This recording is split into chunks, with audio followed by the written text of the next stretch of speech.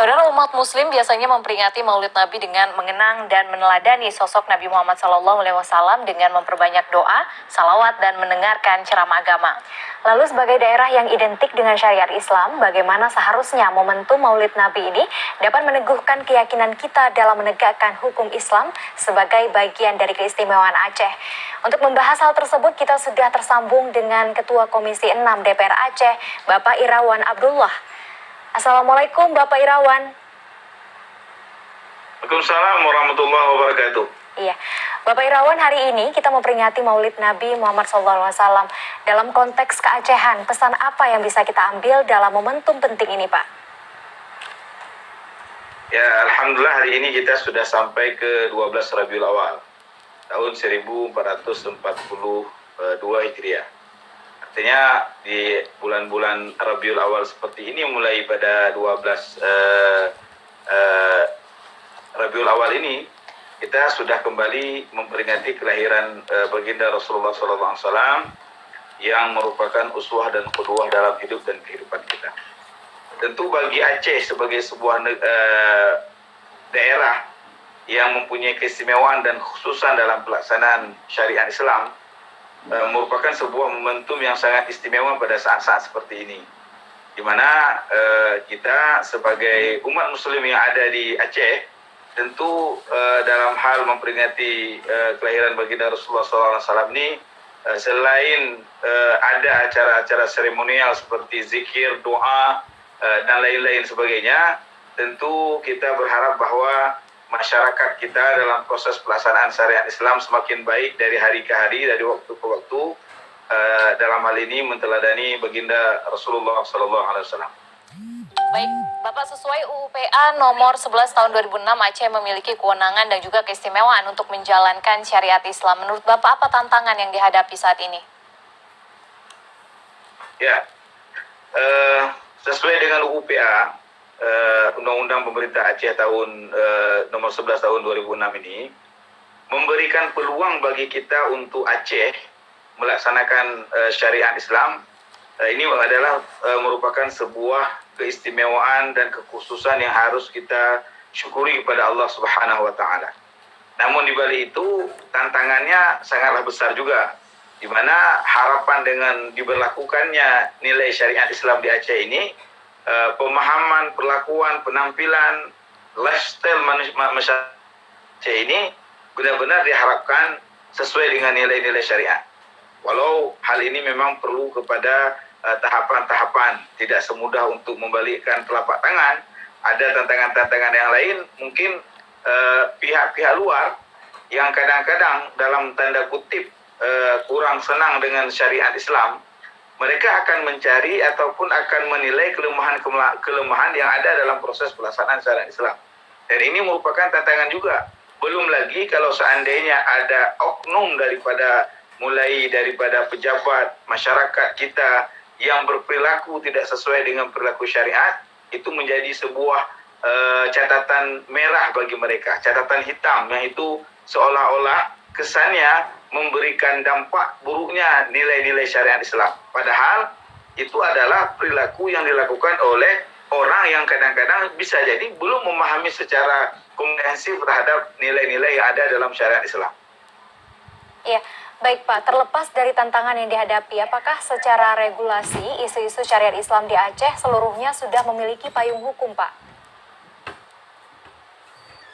Ya, kalau seluruhnya kita belum sempurna. Artinya ada beberapa kanun-kanun dalam proses pelaksanaan syariat Islam ini yang sudah dibentuk. Misalnya katakanlah kanun lembaga keuangan syariah, kemudian ada kanun keluarga, kemudian ada kanun hukum dan acara jinayat, kemudian ada kanun pendidikan Aceh, pendidikan daerah di Aceh dan lain-lain sebagainya.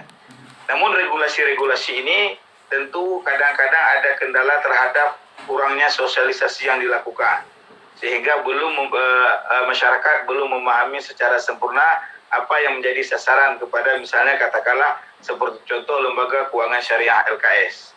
Nah, yang diharapkan bahwa akhir daripada tahun 2022 semua bank konvensional yang ada di Aceh itu beralih kepada misalnya Tapi kadang-kadang dalam tahapan-tahapan pelaksanaan memang perlu memerlukan waktu. Nah, yang kedua, regulasi-regulasi ini memang dituntut dengan peraturan-peraturan yang ada di bawahnya. Misalnya katakanlah ada peraturan gubernur yang mendukung terhadap proses pelaksanaan daripada kanun-kanun yang sudah dilahirkan oleh lembaga eksekutif dan legislatif melalui paripurna yang dilaksanakan pada tahun-tahun sebelumnya. Baik, Bapak Irawan, ada nilai-nilai yang mulai bergeser di tengah masyarakat kita seperti kejahatan terhadap anak, kemudian juga judi online yang marak dan dapat diakses oleh anak-anak. Bagaimana DPR merespon hal ini, Bapak Irawan? Ya, terhadap beberapa nilai-nilai hidup masyarakat kita yang sudah beralih, misalnya sesuai dengan perkembangan teknologi, masyarakat kita sudah banyak yang katakanlah anak-anak kita itu sibuk dengan permainan judi online, chip dan lain-lain sebagainya. Kami DPR, khususnya Komisi 6 yang membidangi bidang keistimewaan dan khususan Aceh, sudah mendesak kepada pemerintah untuk diberlakukannya ketentuan-ketentuan tertentu terhadap pembatasan penggunaan hal-hal tersebut.